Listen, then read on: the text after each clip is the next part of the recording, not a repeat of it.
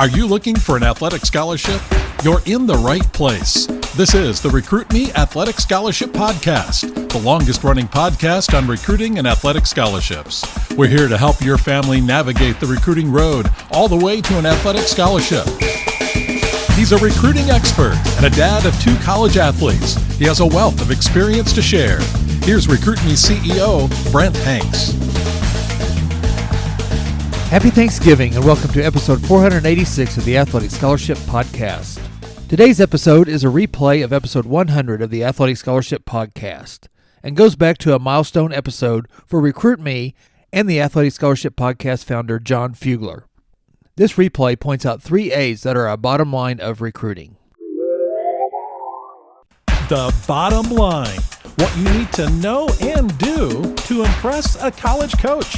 This is the Athletic Scholarship Podcast, episode number 100. Welcome to the century mark with me of the Athletic Scholarship Podcast. I'm John Fugler, your athletic scholarship coach. I'm also an author, a podcaster, of course, a speaker, and I'm here for you in this whole arena of athletic scholarships and recruiting. And this episode, so I'm calling it the bottom line.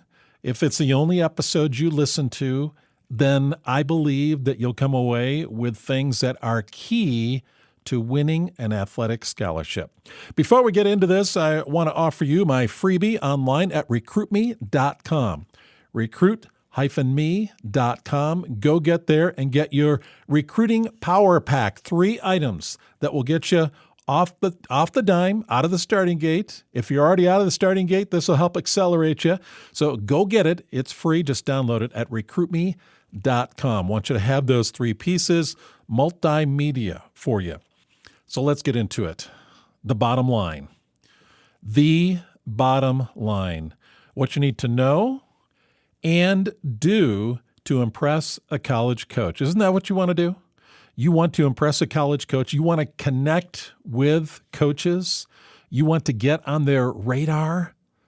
That's what the start of it's all about, and that's what you have to do to continue in this pursuit. You can't just get on a coach's radar. You don't want to drop off. You want to stay on a coach's radar. By the end of this episode, and it's just 15 minutes, by the end of this episode, you're going to have some tools in your back pocket to be able to use in recruiting. I don't care if you've been doing recruiting for a while or you're just a newbie at this. This is something that will help you out. I'm going to talk about 3 areas, 3 things that you need to know and do to impress a college coach. I'll break those 3 things into sub-areas too. In other words, you're going to get more than 3. You're going to get more than 1, but it is the bottom line. I don't know where you're listening. I doubt you can take notes. I listen to my podcast while I'm working out and driving.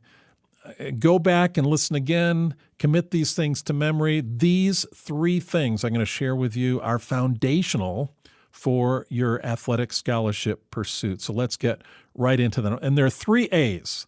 It's not an acrostic. It just all starts with 1 letter. 3 things that I want to share with you.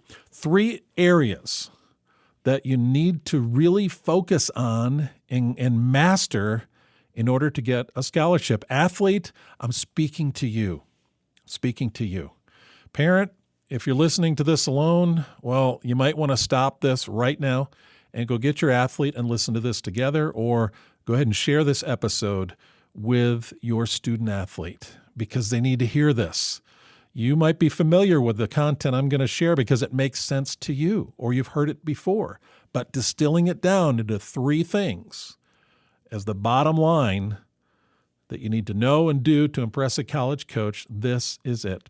Let's hit the first one. That's attitude. Attitude above anything else. This is even more important than how well you do and how talented you are. Man, you have got to have attitude because, when you're competing, you can have all the ability in the world, all the talent in the world. But if you don't have the right attitude, you don't win. You're going to be beat out by others who have a better attitude and comparable talents. This holds true in recruiting. You've got to have a great attitude. Coaches look at that. They sense that. They know it by talking to you. They see it when they watch you compete. They can even see it on the videos. They know if you have a good attitude or not. An athlete who has a bad attitude is tough to coach. It's hard to coach that athlete. Very hard. And coaches don't want to do it. You know, you're not the only one out there. You're not the only one out there with the talents that you have.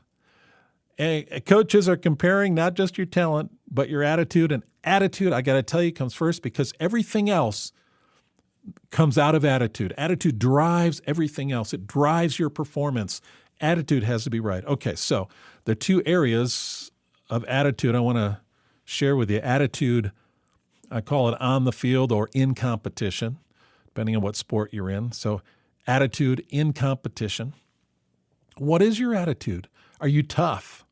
Are you upbeat? Are you focused? What are some things, if you could describe your attitude in competition and you get 3 words to use, what would those 3 words be? Or back it up even a little. What is that one word that expresses your attitude in competition? What is it? Oh, you want to magnify that attitude. I hope it's a good one. It's got to be a good one. I'm talking about a good attitude. You know, things that describe a good athlete's attitude. What is it? How would you describe it in one word? About attitude, coaches really want to see you in adversity and see how you respond. What is your attitude when things go wrong? Hey, it's easy to have a great attitude when you're winning, when you're doing well, when you're on top. Man, that's easy. But how about adversity? Much of your athletic career has been spent in adversity, I would think, and much of the future will be spent in adversity. Adversity as an individual, adversity as a teammate, adversity in a season. A lot of time will be spent in adversity. How do you respond to that? The strength of your attitude, the quality of your attitude will show in adversity. Attitude is key in competition. It's key on the field. Then off the field, what is your attitude? Are you cocky? Are you just full of pride? Are you saying, hey, I'm the best? You're hard to get along with. Coaches can see it. You're not a team player. You have this attitude that you are the one, you are the best. I mean, you want to be, you want to think you're the best. You want to compete like you're the best, but you want to be humble at the same time. You don't want to have an attitude that turns people off. So what is your attitude off the field? What kind of person are you in life? Again, what is that one word that would describe your attitude off the field or out of competition or as a person? What would that one word be? Parents, let me speak to you a moment here. What is that one word that would describe your son or daughter's attitude off the field? And again, what is that one word that describes their attitude on the field? You want to amplify the good qualities in attitude, and you want to diminish, you want to extinguish the ones that are bad qualities in attitude.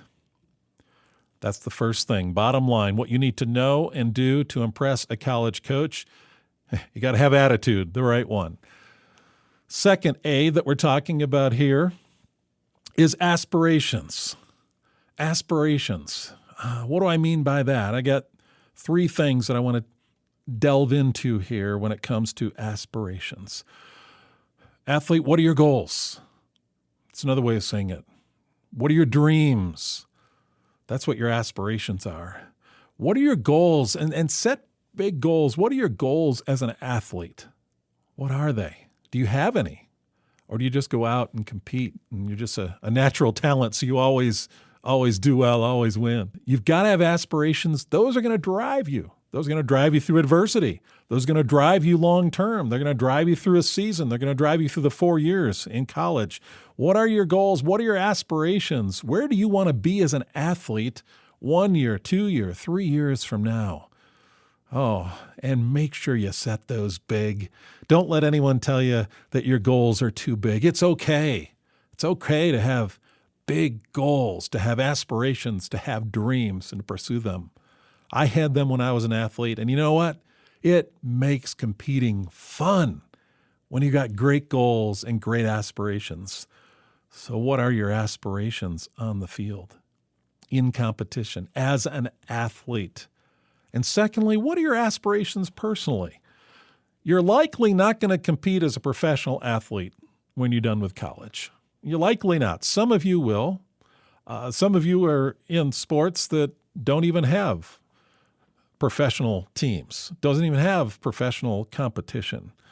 And you can't make a living at it anyway. So, but what is your personal vision, your personal dream? What are your personal aspirations? Where do you want to be as a person 1 year, 2 year, 5 years from now? What is your dream in life? Think about that. If you don't have one, man, you need to step back and you need to think through that. Coaches want not just good athletes, not just good student athletes, but good people, well-rounded men and women who have dreams in life, have purpose. What is your purpose? You've got to have aspirations. Coaches look for that. If you want to impress a coach, you've got to have aspirations. And it doesn't just mean as an athlete, but as a person. And the third thing I have to say about aspirations is heart. Do you have heart or are you shallow? Are you competing in your sport just because, and it's recreation, which it should be? However, if you're heading off to college, this sport of yours needs to be more than that. Coaches are expecting more. They're investing in you, especially if you were a scholarship athlete. Got to have heart. Do you have heart? I don't need to really describe that. You know what I mean. Do you have heart? Coaches can see that. They understand that. They identify that. It's what you communicate through the way you carry yourself, through the way you run, the way you walk, the way you communicate with people, the way you communicate with the coach, the way you share your goals and vision comes from the heart. Your aspirations come from your heart. Then the third thing, very last, the last A that I have to share with you. And you might have thought, well, you should have shared this first. I thought you were going to share it first. You know, what in this bottom line, what do you need to know and do to impress a college coach? You might think this is first, and that is ability, the area of ability. Don't coaches look at ability first? Sure they do. Sure, they're going to look at stats. They're going to look at your talent. They're going to look at your ability. That is indeed what they're searching for. They're searching for talented athletes that have aspirations and a great attitude. But I'll tell you, I already said there are other athletes out there with similar abilities, comparable abilities to what you have. And they're also in this pool of recruits the coaches are looking at. So that's why aspirations and attitude are important. But we cannot minimize ability. You can't skate in on a good attitude. You can't skate in on great goals and be a poor athlete. That's not going to work. You're not going to get a scholarship. You're not even going to get a spot on the team. You got to have talent. I'm not saying you have to be the best on your team, the best in the league, the city, the state, the nation. No, I'm not saying that, but you have to have talent. And men and women, this is up to you.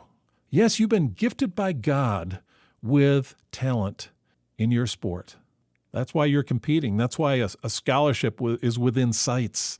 That's why this dream of an athletic scholarship is very real, because you have the ability, God-given ability, to get there. However, you need to become better. You need to take this raw talent and refine it.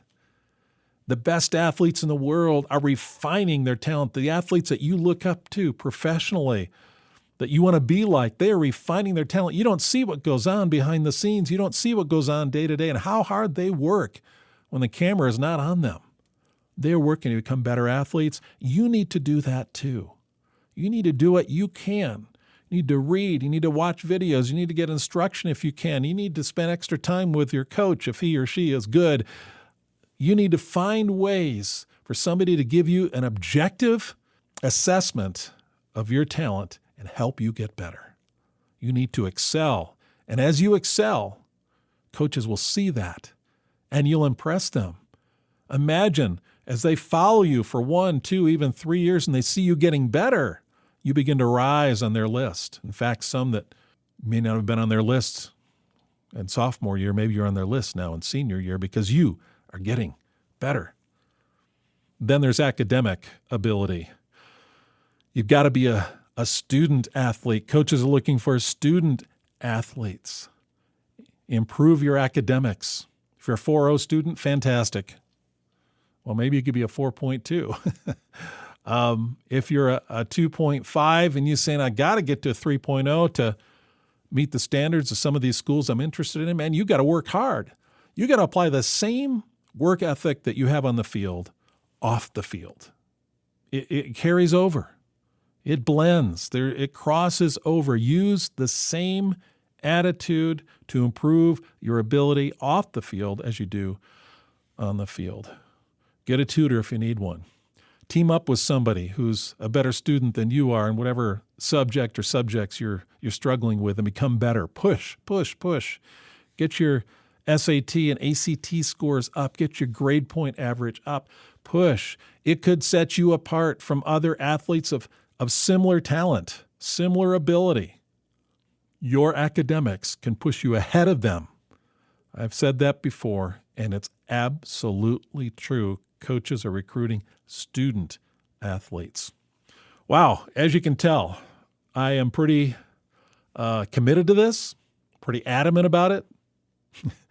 Those 3 things you got to work on, 3 things you need to know and work on and do to impress a college coach are surrounding attitude, aspirations, and ability. I encourage you to listen to this episode again, and please share it with your friends. Please be generous and share this with your friends. Don't keep it to yourself, but let other people know about these 3 things.